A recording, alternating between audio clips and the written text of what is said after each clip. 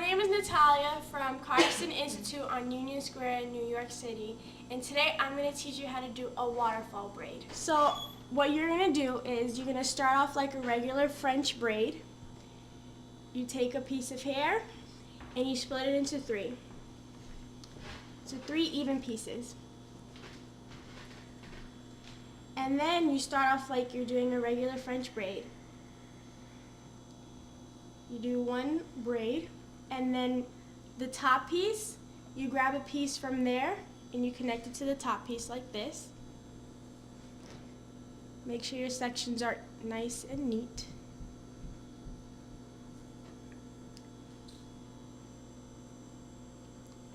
And then this bottom piece, you drop it like this, and you take a piece from the bottom. And then you do your braid.